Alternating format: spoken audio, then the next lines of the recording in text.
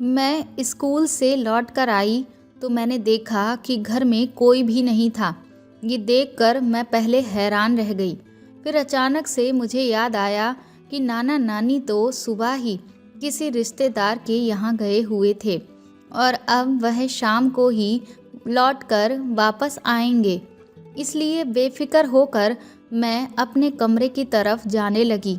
जैसे ही मैंने अपने कमरे में कदम रखा, मुझे मम्मी के कमरे से किसी आदमी के हंसने की आवाज़ आई। मैंने तुरंत ही अपना बैग बेड पर रखा और दौड़कर मम्मी के कमरे की तरफ गई। दरवाज़ा अंदर से बंद था। ये देखकर मुझे बड़ी हैरानी सी हुई। उस आदमी की आवाज़ें अभी भी मम्मी के कमरे से आ रही थीं।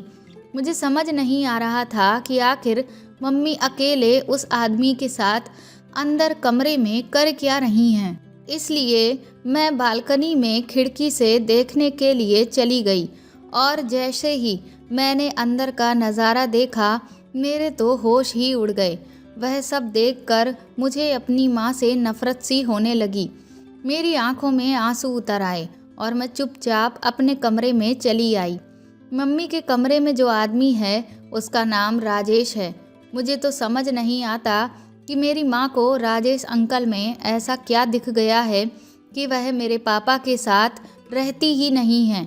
ना तो वह खुद मेरे पापा के साथ रहती हैं और ना ही कभी मुझे उनसे मिलने देती हैं। न जाने कितने साल हो गए मैं कब से अपने पापा से नहीं मिली हूँ। जब भी मैंने उनसे मिलने की कोशिश की, मेरी मम्मी ने मुझे हर बार रोक दिया और जब पूछो कि आप मेरे साथ ऐसा क्यों कर रही हैं तो कहने लगती कि तुम अभी नहीं समझोगी, जब तुम बड़ी हो जाओगी तब मैं तुम्हें समझा दूंगी। आखिर अब और कितना बड़ा होना रह गया है। मैं 14 साल की हो चुकी हूँ। अब इतनी तो मैं समझदार हूँ ही कि अगर कोई बात है भी तो मुझे बता दें। लेकिन मुझे नहीं लगता कि कोई भी ऐसी बात है जिसमें मेरे पापा की गलती हो। ये सब मेरी माँ की गलती है। वह राजेश अंकल के साथ रहने के लिए मेरे पापा को हमारे आसपास भी नहीं भटकने देती और इसीलिए वह मुझे अपने पापा से मिलने भी नहीं देती। मेरा नाम रिया है। मैं बचपन से अभी तक सिर्फ अपनी माँ के साथ ही रही हूँ। मुझे जहाँ तक याद है, मैं बहुत छोटे पर सिर्फ एक बार अपने पिता से मिली थी, वह भी बहुत थोड़ी देर के लिए। कुछ देर बाद ही मेरी माँ मुझे हाथ पकड़कर वापस अपने साथ नाना नानी के घर ले आई थी। मेरी दादी भी है। मुझे अपनी दादी के साथ रहना भी बहुत अच्छा लगता है। शुक्र इस बात का है कि मेरी दादी अक्सर मुझसे यहाँ मिलने आ जाया करती हैं। लेकिन जब भी मैंने उनसे ज़िद की कि वह मुझे पापा के पास ले चलें क्योंकि मुझे उनसे मिलना है, तो वह मुझे पापा के पास कभी भी लेकर नहीं जाती थीं, बल्कि उदासी से अपना चेहरा लटका लेती थीं। पहले तो मुझे समझ में नहीं आता था कि दादी भी मुझे पापा से क्यों नहीं मिला रही हैं। लेकिन फिर धीरे धीरे जब मैं बड़ी होती गई तब मुझे ये समझ आता गया कि मेरी माँ के डर की वजह से मेरी दादी मुझे मेरे पापा से नहीं मिला रही हैं। इसलिए मुझे धीरे धीरे अपनी माँ से नफ़रत सी होने लगी। मेरी माँ एक अस्पताल में नर्स का काम करती हैं और राजेश अंकल वहीं पर डॉक्टर हैं, जिनकी वजह से मेरी माँ मेरे पापा की बिल्कुल भी कोई वैल्यू नहीं करती। मुझे आज भी वह दिन याद है जब पिछले साल माँ के जन्मदिन पर अचानक ही राजेश अंकल ने सभी के सामने माँ के सामने शादी का प्रस्ताव रखा था, जिसे सुनकर माँ के साथ साथ हम सभी लोग हैरान रह गए थे। उस वक्त माँ ने उनसे कुछ भी नहीं कहा, लेकिन बाद में नाना नानी के समझाने पर माँ का भी कुछ मन बन आया था कि वह राजेश अंकल से शादी कर लें। लेकिन जब वह मेरी इच्छा पूछने के लिए मेरे पास आई तो मैंने उन्हें पूरी तरह से इनकार कर दिया था, क्योंकि मैं अपने पिता की जगह किसी को भी नहीं दे सकती। उस वक्त तो माँ ने राजेश अंकल को शादी से मना कर दिया था, जिसे सुनकर मुझे बहुत खुशी हुई थी कि मेरी माँ मुझे इतना प्यार करती हैं कि उन्होंने मेरी बात मान ली। लेकिन उसके बाद से मैंने देखा था कि धीरे धीरे राजेश अंकल और मम्मी की मुलाकातें बढ़ती ही जा रही थीं। मुझे तो लगा था कि अगर मैं मम्मी की शादी राजेश अंकल से नहीं होने दूंगी तो एक दिन वह वापस मेरे पापा के पास चली जाएंगी और मुझे भी अपने साथ ले जाएंगी। लेकिन ऐसा कुछ भी नहीं हुआ, बल्कि उल्टा वह अब राजेश अंकल के साथ और भी ज़्यादा वक्त बिताने लगी थी, जिसकी वजह से मैं बहुत ज़्यादा परेशान रहती थी। मुझे तो समझ ही नहीं आता था कि मेरे पापा के साथ मेरी मम्मी आखिर क्यों नहीं रहती हैं, जबकि मेरे पापा भी बहुत पैसे वाले हैं और दिखने में तो राजेश अंकल से भी ज़्यादा हैंडसम हैं। मैं अभी ये सब बैठे बैठे सोच ही रही थी कि तभी मेरी दादी आ गईं। उनकी आवाज़ सुनकर मैं तुरंत ही दौड़कर बाहर गई और उन्हें गले से लगा लिया। उन्होंने जब मेरी आंखों में आंसू देखे तो वह बहुत ही फिक्रमंद होकर पूछने लगी, क्या हुआ रिया बेटा, क्या किसी ने तुमसे कुछ कहा है? तो मैंने उनसे कहा कि नहीं, मुझे किसी ने कुछ नहीं कहा, लेकिन मुझे अपने पापा की याद आ रही है और मुझे उनसे मिलना है। मुझे आप अभी के अभी उनके पास ले चलो। उन्होंने कहा कि मैंने तुम्हें बताया था ना कि तुम्हारे पापा बिजनेस के सिलसिले में पिछले महीने विदेश गए हुए हैं, तो उन्हें लौटने में अभी वक्त है। जब वह लौट आएंगे तब मैं तुम्हें उनसे ज़रूर मिलवाऊंगी। मैंने दादी से कहा, आप हर बार इसी तरह की बातें करती हैं और पापा कब विदेश से लौटकर वापस चले जाते हैं ये मुझे पता नहीं चलता। और फिर आप भी मुझसे कह देती हैं कि वह तो बहुत जल्दबाजी में थे, अगले दिन ही वापस लौट गए। दादी ने कहा कि मेरी बच्ची, इस बार मैं ऐसा बिल्कुल भी नहीं होने दूंगी। ये मेरा वादा है, मैं तुझे तेरे पापा से ज़रूर मिलवाऊंगी। उनकी ये बात सुनकर मैं बहुत ज़्यादा खुश हो गई। तभी पीछे से राजेश अंकल और मम्मी भी आ गए। राजेश अंकल ने तुरंत ही आकर मेरी दादी के पैर छुए और उन्होंने उन्हें आशीर्वाद दिया, लेकिन उन्हें देखकर मेरा आधा खून जल चुका था। मम्मी ने मुझसे पूछा, अरे रिया, तुम स्कूल से कब वापस आ गई? मैंने उनकी बात का कोई जवाब नहीं दिया और गुस्से में अपने कमरे में चली आई। शाम के वक्त मम्मी ने मुझसे पूछा कि मैंने उनके साथ इस तरह का व्यवहार क्यों किया, तो मैंने उन्हें सब कुछ बता दिया कि मैंने उन्हें राजेश अंकल के साथ कमरे में देखा था, जिसे सुनकर वह हैरान रह गईं। फिर वह कहने लगी, रिया, किसी दूसरे के कमरे में झांक ताक करना कोई अच्छी बात नहीं है। मैंने मम्मी से कहा, अपने पति के होते हुए किसी दूसरे आदमी के साथ घूमना फिरना ये भी तो अच्छी बात नहीं है। मेरा इतना कहना था कि मम्मी ने मेरे गाल पर एक खींच कर तमाचा मारा। मुझे हैरानी इस बात की थी कि उन्होंने मारा मुझे था, लेकिन खुद फूट फूट कर रो रही थीं। मेरी भी आंखों में आंसू उतर आए और मैंने कहा कि मुझे समझ नहीं आता, आप मुझे मेरे पापा से मिलने क्यों नहीं देती, आप उनके साथ क्यों नहीं रहती? तो वह कहने लगी कि मैंने तुझसे पहले भी कितनी बार कहा है कि जब तू समझदार हो जाएगी तब मैं तुझे सब कुछ बता दूंगी। मैंने कहा, अब मैं और कितनी ज़्यादा समझदार हो जाऊं?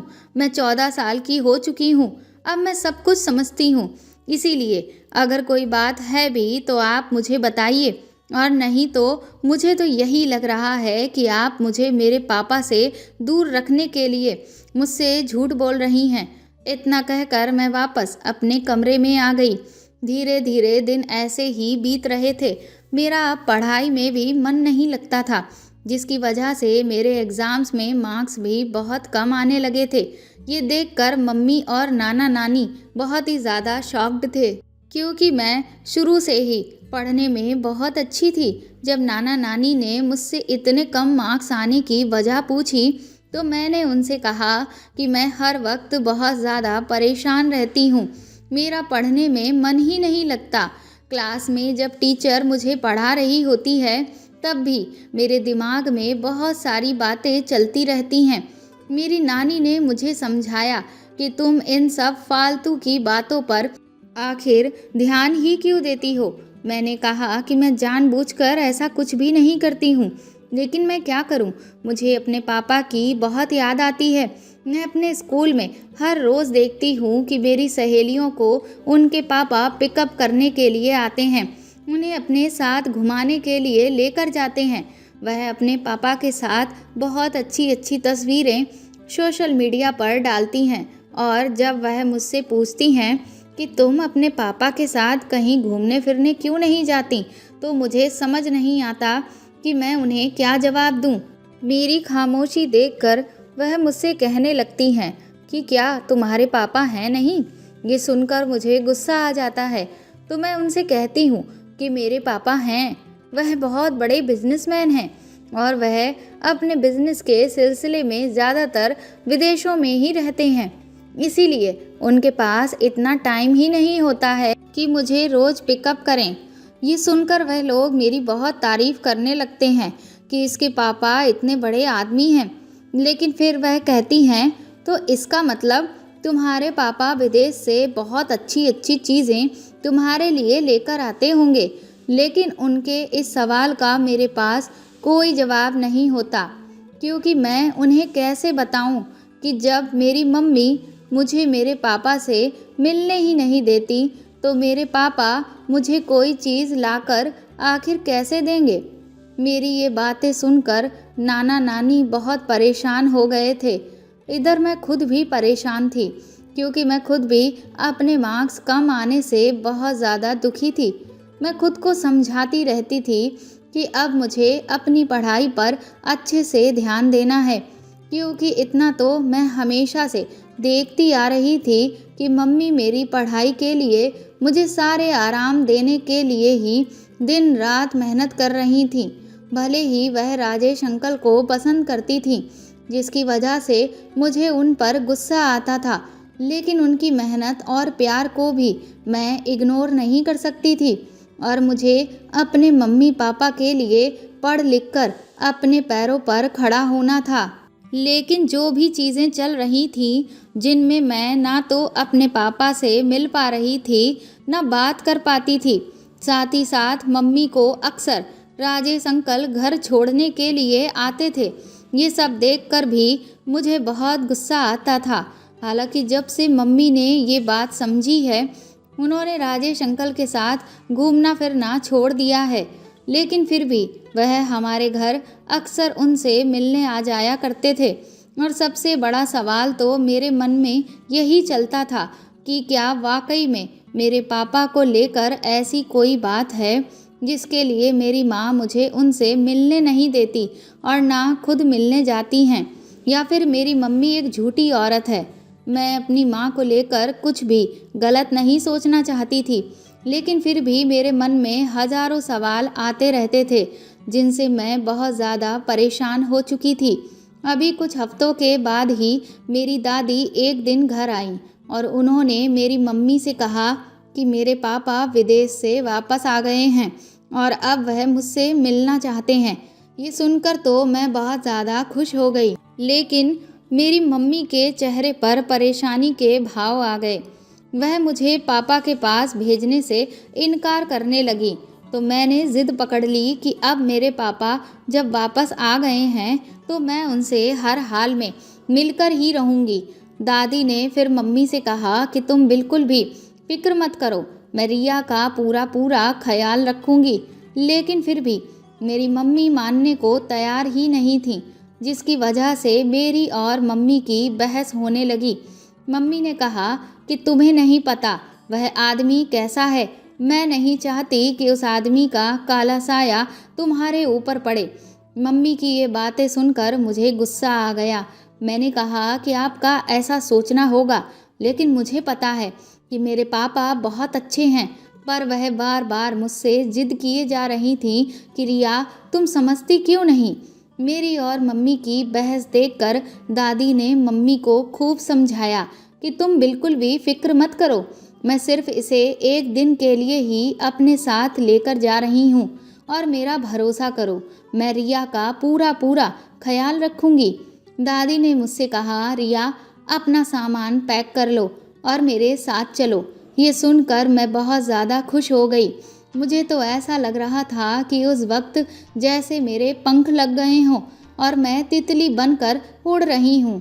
मैंने तुरंत ही अपना ज़रूरी सामान पैक किया और दादी के साथ जाने लगी। इससे पहले कि हम गाड़ी में बैठते, मम्मी ने दादी को रोक कर कहा कि माँ जी, इसे अपनी आँखों से एक पल के लिए भी ओझल ना होने दीजिएगा। दादी ने उनका हाथ अपने हाथ में लेकर कहा, तुम फिक्र मत करो। उसके बाद हम दोनों कार में बैठकर पापा के घर आ गए। जब हम घर पहुँचे तो पापा उस वक्त वहाँ नहीं थे। नौकरों से पता चला कि पापा किसी ज़रूरी काम से कहीं बाहर गए हुए हैं।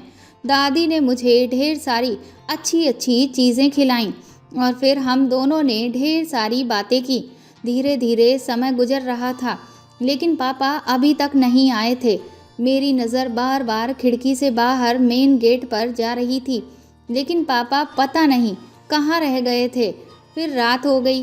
रात का करीब 10 बज रहा था। मैं और दादी पापा का इंतज़ार करते करते सोने के लिए लेट गए थे। तभी अचानक से मुझे किसी गाड़ी के हॉर्न की आवाज़ सुनाई दी। वह आवाज़ सुनते ही मैं तुरंत ही उठकर बैठ गई। मैंने दादी की तरफ देखा तो वह गहरी नींद में सो रही थी। मैं तुरंत खिड़की के पास गई तो देखा एक गाड़ी घर के अंदर आ रही थी। वह गाड़ी मेरे पापा की थी। ये देखकर मैं खुशी से उछल पड़ी कि पापा वापस आ गए हैं। मैं उस वक्त इतना ज़्यादा खुश थी कि मैंने दादी को भी नहीं उठाया और तुरंत ही भागकर बाहर चली गई। जैसे ही पापा गाड़ी से बाहर निकले, मैं तुरंत ही पापा कहकर चिल्लाई। मुझे देखकर पापा भी शॉक्ड रह गए। मैं तुरंत ही दौड़कर उनके गले से लग गई। वह मुझे अभी भी घूरे चले जा रहे थे। उन्हें शायद यकीन ही नहीं हो रहा था कि मैं उनसे अचानक ऐसे मिलने के लिए चली आऊँगी। मैंने उनसे तुरंत ही शिकायतें करना शुरू कर दिया कि मैं यहाँ कब से आपसे मिलने के लिए आई हूँ, लेकिन आपके पास तो वक्त ही नहीं है कि आप मुझसे मिलें। पापा ने मुझे ऊपर से नीचे तक देखा। ये चीज़ मुझे थोड़ी अजीब लगी कि वह मुझे ऐसे क्यों देख रहे हैं। फिर वह कहने लगे, रिया, तुम तो बहुत बड़ी हो गई। मुझे तो पता ही नहीं चला कि तुम इतनी बड़ी कब हो गई। मैंने उनसे कहा, आप मुझसे मिलने ही नहीं आते हैं तो आपको पता कैसे चलेगा कि मैं कब बड़ी हो गई हूँ। मैंने कहा कि आप मेरे लिए कुछ लेकर नहीं आए हैं तो वह कहने लगे कि हाँ हाँ, मैं तुम्हारे लिए एक चीज़ लेकर आया हूँ। चलो वहाँ गार्डन की बेंच पर बैठकर आराम से देता हूँ। इस सब में मैंने थोड़ी देर बाद ध्यान दिया कि पापा के मुंह से अजीब सी बदबू आ रही थी और वह ठीक से चल भी नहीं पा रहे थे। थोड़ी देर बाद मैं समझ चुकी थी कि पापा ने खूब सारी शराब पी रखी है। ये देखकर मैं पहले तो थोड़ा सा घबराई, लेकिन पापा ने मेरा हाथ कसकर पकड़ रखा था, इसलिए मैं दादी को भी बुलाने नहीं जा सकती थी। मैं पापा के साथ गार्डन की बेंच के पास चली गई। पापा ने मुझे वहाँ बिठाया और वह मेरे पास ही बैठ गए। उसके बाद पापा मुझे एक बार फिर से ऊपर से लेकर नीचे तक देखने लगे और मेरे सर पर हाथ फेरते हुए बोले, तुम बहुत सुंदर हो रिया, बिल्कुल अपनी माँ की तरह। उनकी इस बात पर मैं धीरे से मुस्कुराई। मैंने उनसे कहा कि मैं अब मम्मी के पास वापस लौट कर नहीं जाऊंगी। मुझे अब आपके साथ ही रहना है। आपको नहीं पता कि मैं आपको कितना याद करती हूँ। मेरी बात पर पापा कहने लगे, हाँ हाँ, अब तुम मेरे साथ ही रहना, तुम्हें कहीं जाने की कोई ज़रूरत नहीं है। मैंने पापा से कहा कि और वह गिफ्ट जो आप मेरे लिए लाए थे वह तो मुझे दीजिए। तो पापा ने कहा कि अपनी आंखें बंद करो और जब तक मैं ना कहूँ अपनी आंखें मत खोलना। पापा के कहने पर मैंने अपनी आंखें बंद कर लीं। कुछ ही पलों में मुझे अचानक से एहसास हुआ कि मेरी जांघ पर पापा ने हाथ रखा। उस वक्त मैंने मिनी स्कर्ट पहन रखी थी जिसमें मेरे पैर खुले हुए थे। पापा के हाथ के एहसास से मेरे अंदर एक अजीब सी डर की लहर दौड़ गई, जिससे मैं बुरी तरह से घबरा गई। फिर अचानक ही उनका हाथ धीरे धीरे मेरी स्कर्ट के अंदर की तरफ बढ़ने लगा, जिससे मैं बुरी तरह से डरी और अपनी आंखें खोलते हुए चिल्लाकर पापा से कहने लगी कि आप ये क्या कर रहे हैं। मेरा इतना कहना था कि पापा ने तुरंत ही मेरा मुंह कसकर पकड़ लिया और मुझे वहीं बेंच पर लिटाकर मुझ पर हावी होने लगे। मैं बुरी तरह से छटपटा रही थी, लेकिन मैं कुछ भी कह नहीं पा रही थी। अपने पापा का ऐसा रूप देखकर मैं बहुत ज़्यादा शॉक्ड थी। मुझे गहरा सदमा लगा था और इस तरह की चीज़ मेरे पापा मेरे साथ कर सकते हैं, ये तो मैं कभी सपने में भी नहीं सोच सकती थी। मेरे हाथ पैरों ने धीरे धीरे काम करना बंद कर दिया था। पापा मेरे साथ इतना बुरा कर सकते हैं, ये सवाल बार बार उस वक्त मेरे दिमाग में आ रहा था। अब मेरी आंखों के सामने मेरी मम्मी का चेहरा तैरने लगा। मुझे मेरी मम्मी की याद आने लगी कि काश वो यहाँ होती और मुझे पापा से बचा लेती। इसके बाद पापा जैसे ही मेरे साथ अपनी हदें पार करने वाले थे, तभी उनके सर पर एक ज़ोरदार वार हुआ और जैसे ही वह धड़ाम से नीचे गिरे, मेरी आंखों के सामने मेरी माँ खड़ी हुई थी, जिनके हाथ में एक मोटा सा डंडा था। अपनी मम्मी को अचानक अपनी आंखों के सामने देख मेरी जान में जान वापस आई। मैं बुरी तरह से मम्मी मम्मी चिल्लाते हुए उनके गले से लग गई। उन्होंने भी तुरंत ही मुझे अपने सीने से लगा लिया और मेरे कपड़ों को ठीक किया। मैं फूट फूट कर रो रही थी, मेरी सांसें ऊपर चढ़ गई थीं। उन्होंने मुझे जैसे तैसे शांत कराया। तभी पीछे से दादी भी दौड़कर आ गईं। पापा अभी भी ज़मीन पर औंधे मुंह पड़े हुए थे। शायद वह मम्मी के वार की वजह से बेहोश हो गए थे। मैं बुरी तरह से हुसक हुसक कर रो रही थी। मेरे साथ साथ मेरी मम्मी भी रो रही थी। दादी को कुछ भी समझ नहीं आ रहा था कि वहाँ क्या हुआ है। तभी उन्होंने पापा को जब नीचे गिरा हुआ देखा तो वह मम्मी से पूछने लगी कि इसे क्या हुआ। उसके बाद मम्मी ने दादी को सब कुछ बताया कि पापा मेरे साथ क्या कर रहे थे। ये सुनकर तो दादी शॉक्ड हो गई और वह भी अपना सर पीट पीट कर रोने लगी और कहने लगी कि उन्होंने अपनी कोख से एक राक्षस को जन्म दिया है, तो ये पैदा होने से पहले ही मर जाता। मम्मी मुझे तुरंत ही अपने साथ अंदर लेकर गईं और मुझे पानी पिलाया। मैं डर की वजह से उनके सीने से चिपकी हुई ही रही। उन्होंने तुरंत ही फ़ोन करके पुलिस को बुला लिया और फिर उन्हें पूरी बात बता दी। मेरी हालत देखकर पुलिस वाले भी बुरी तरह से शॉक्ड थे कि एक पिता अपनी ही बेटी के साथ ऐसी हरकत आखिर कैसे कर सकता है। उन लोगों को भी यकीन ही नहीं हो रहा था। फिर उन्होंने दादी और मम्मी के बयान लिए। वह मेरे भी बयान लेना चाहते थे, लेकिन मेरी हालत उस वक्त बहुत ज़्यादा ख़राब थी। इसीलिए वह मम्मी से कहकर गए कि जब मैं इस हालत में आ जाऊं कि अपने बयान दर्ज करा सकूं, तब मम्मी उन्हें इन्फॉर्म कर दें। इसके बाद उन्होंने पापा को पानी के छींटे मारकर होश में लाया और जब वह होश में आए तो वह लोग उन्हें उठाकर अपने साथ ले जाने लगे। मैंने अंदर सोफे पर बैठे हुए एक नज़र पापा के ऊपर डाली। उनका चेहरा देखकर मैं बुरी तरह से घबरा गई। मुझे समझ नहीं आ रहा था कि मेरे पापा ने मेरे साथ ऐसा क्यों किया। मुझे उनसे नफ़रत हो रही थी। उसी रात मैं मम्मी और दादी के साथ वापस नाना नानी के घर आ गई। उस पूरी रात मैं रोती रही और अपनी मम्मी को खुद से एक सेकंड के लिए भी अलग नहीं होने दिया। डर की वजह से मेरी बहुत बुरी हालत थी। मेरी मम्मी मुझे समझाती रहीं कि तुम्हें कुछ नहीं हुआ है, तुम्हारी माँ के होते हुए तुम्हें कुछ भी नहीं हो सकता, तुम फिक्र मत करो, मैं तुम्हारे साथ हर वक्त हूँ। लेकिन मेरा डर जो था वो ख़त्म होने का नाम ही नहीं ले रहा था। फिर कहीं सुबह के वक्त मुझे गहरी नींद आई होगी। जब मैं सोकर उठी तो मुझे अचानक से रात को मेरे साथ हुई पूरी घटना याद आ गई और मैं एक बार फिर से डरने लगी। धीरे धीरे दिन यूं ही बीत रहे थे, लेकिन मेरा डर कम होने का नाम ही नहीं ले रहा था। अगर कोई हल्की सी भी आवाज़ में तेज़ बात कर देता तो मैं बुरी तरह से चीखने चिल्लाने लगती। मुझे पैनिक अटैक भी आने लगे थे, जिसकी वजह से मम्मी बहुत ज़्यादा परेशान थीं। यहाँ तक कि मैं किसी भी आदमी को देखती तो मेरे अंदर डर की लहर दौड़ जाती, जिसकी वजह से मैं अपने नाना से भी दूर भागने लगी थी। और राजेश अंकल ने तो अब घर आना ही बंद कर दिया था, क्योंकि मम्मी ने उन्हें बता दिया था कि मैं किसी भी आदमी को देखकर बुरी तरह से डर जाती हूँ। मेरा स्कूल जाना भी बंद हो गया था।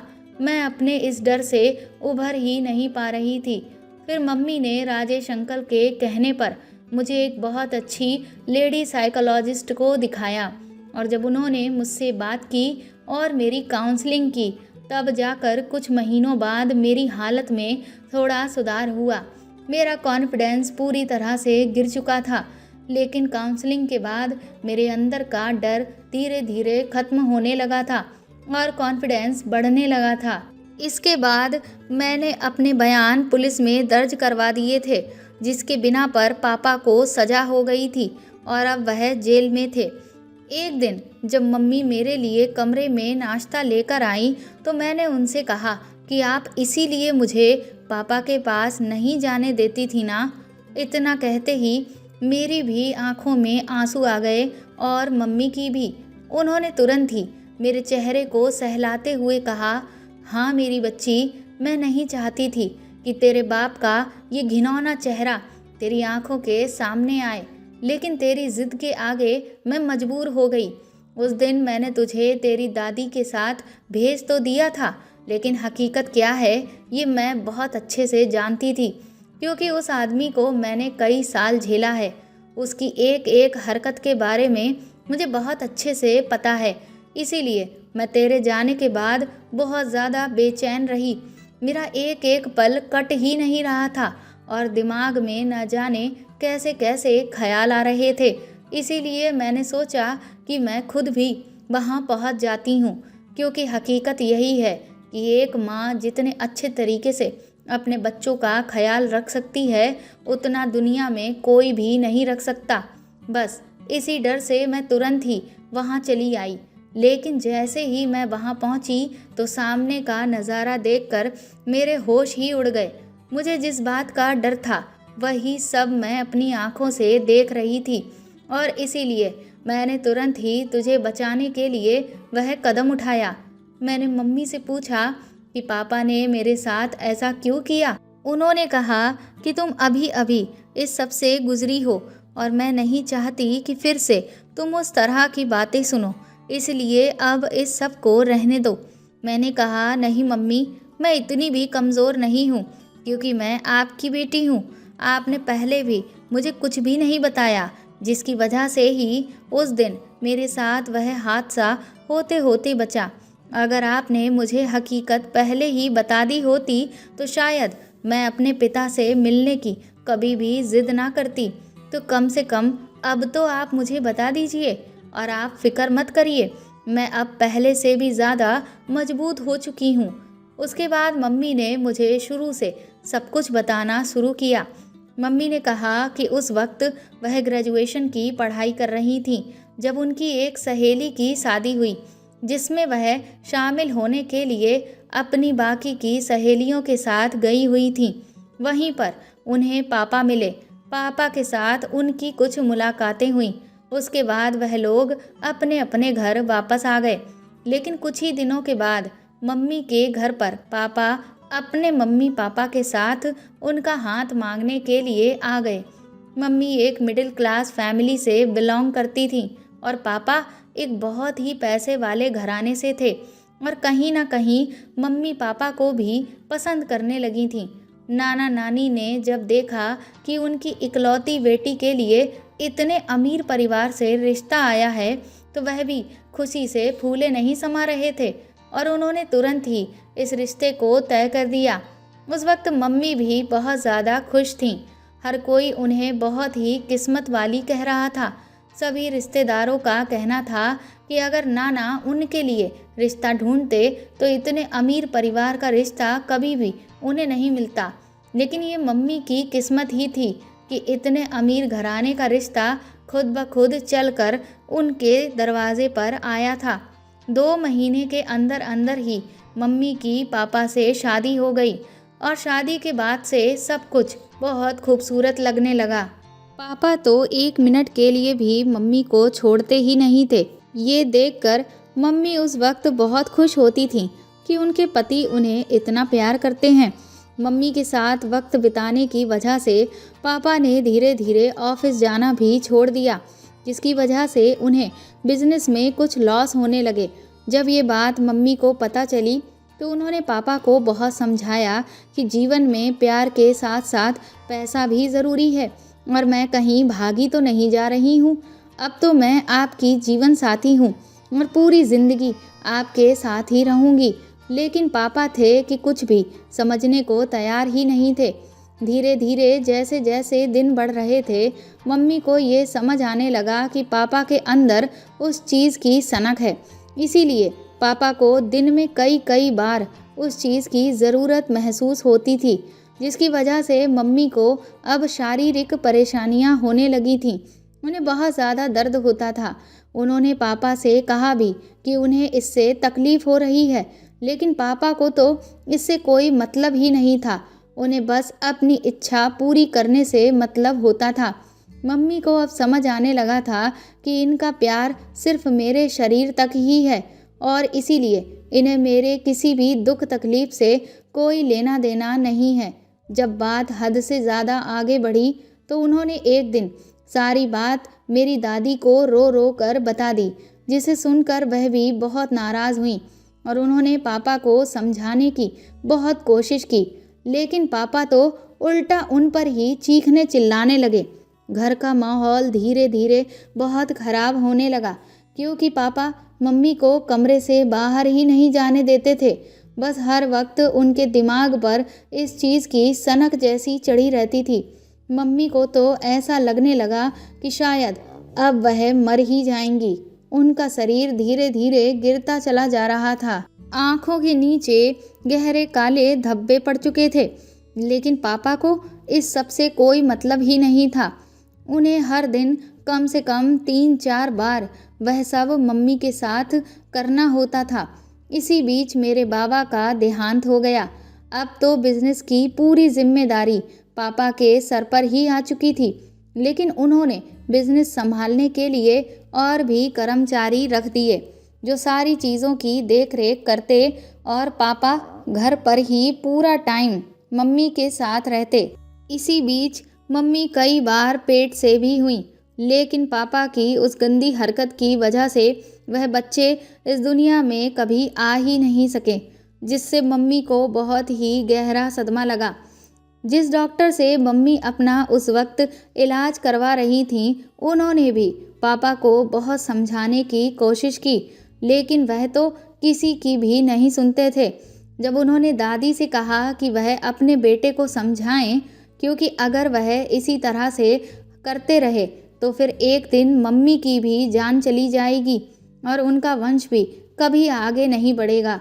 ये सुनकर दादी बहुत दुखी हो गई थी और जब उन्होंने पापा को एक बार फिर से समझाया तो उस दिन तो पापा ने अपनी हद ही पार कर दी।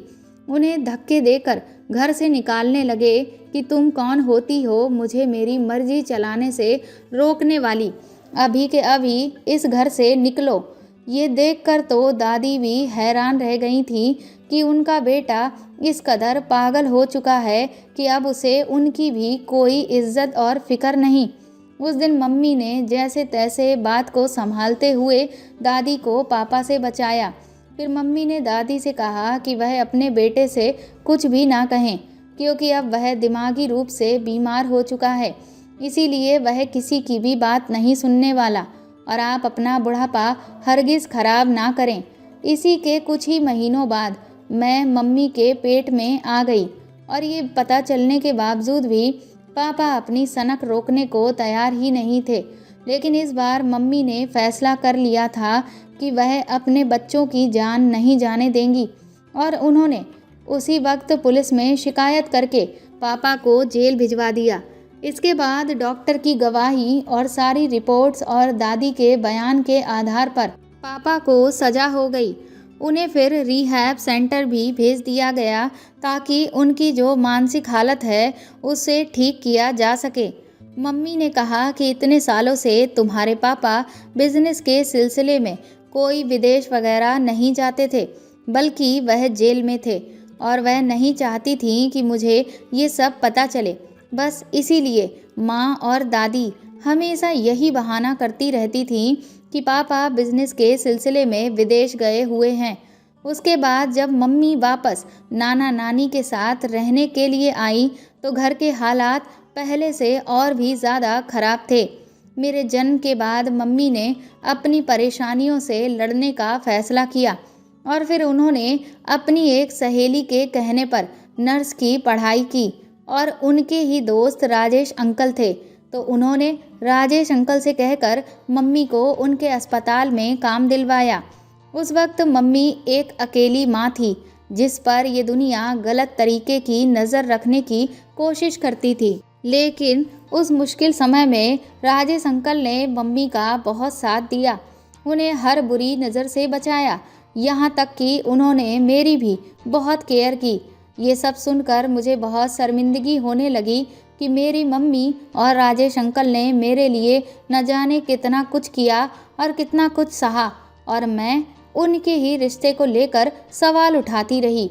ये सब सुनने के बाद उस दिन मेरे मन का सारा मैल धुल चुका था। मैंने अपनी मम्मी को गले से लगा लिया। अब हम दोनों माँ बेटी के बीच में खड़ी हुई दीवार गिर चुकी थी। उसके बाद से मैंने एक बार फिर से अपने स्कूल जाना शुरू कर दिया। कुछ दिन बाद ही मेरा जन्मदिन पड़ा और मैंने अपनी माँ से कहा कि मैं इस बार अपना जन्मदिन बहुत अच्छे से धूमधाम से मनाना चाहती हूँ। मैंने खुद राजेश अंकल को फ़ोन करके अपने जन्मदिन पर इनवाइट किया। केक काटने के बाद मैंने राजेश अंकल का हाथ पकड़ा और उनसे कहा कि क्या आप मेरे पापा बनोगे। ये सुनते ही उनकी आंखों में आंसू आ गए और मम्मी भी फूट फूट कर रोने लगी। मैंने तुरंत ही दादी की तरफ इशारा किया और वह अपने हाथ में पकड़ी हुई 2 अंगूठियां लेकर आईं। ये सब देखकर हर कोई हैरान था। मैंने कहा कि मैं अभी तक बहुत बड़ी गलती करती आई थी और आज मैं अपनी उस गलती को सुधार रही हूँ और ये सब मैंने और दादी ने ही मिलकर प्लान किया था। उसके बाद राजेश अंकल और मम्मी ने एक दूसरे को अंगूठी पहनाई। राजेश अंकल ने मेरे सर पर हाथ फेरते हुए मेरे माथे को चूमा। उन्होंने जब मेरे सर पर हाथ फेरा तो मुझे पहली बार ऐसा एहसास हुआ कि जब एक बाप अपनी बेटी को प्यार से आशीर्वाद देता है। मैं मन ही मन सोचने लगी कि एक मेरे सगे बाप ने मुझे छूकर ऐसा एहसास दिलाया जिससे मैं पूरी तरह से घिन से भर गई थी, और एक राजेश अंकल हैं जिनकी वजह से आज पहली बार मैं ये महसूस कर पा रही हूँ कि एक पिता का प्यार अपने बच्चों के लिए कैसा होता है। कुछ दिनों बाद ही मम्मी और राजेश अंकल की शादी हो गई और हम तीनों लोग खुशी खुशी एक साथ रहने लगे। अब मैं अपनी सहेलियों को बहुत गर्व से बताती हूँ कि ये मेरे पिता हैं और उनके साथ खूब सारी फ़ोटोज़ भी सोशल मीडिया पर डालती हूँ। दोस्तों, इस दुनिया में कोई भी चीज़ हो लेकिन वो एक हद तक ही अच्छी होती है। अगर वो हद से ज़्यादा गुजर जाए तो फिर वो एक बीमारी बन जाती है जिसका हमें वक्त पर इलाज करवा लेना ही चाहिए। तो दोस्तों, आपको मेरे द्वारा लिखी हुई ये कहानी कैसी लगी मुझे कमेंट करके ज़रूर बताएं और प्लीज़ इस कहानी को ज़्यादा से ज़्यादा शेयर और लाइक करके मेरे चैनल को सपोर्ट करें। साथ ही आप चाहें तो मुझे सुपर थैंक्स भी दे सकते हैं। अगर आप इस चैनल पर नए हैं तो सब्सक्राइब करके बेल आइकन ज़रूर दबा दें ताकि आगे भी मैं आपको ऐसी ही अच्छी कहानियाँ सुनाती रहूँ। Thank you.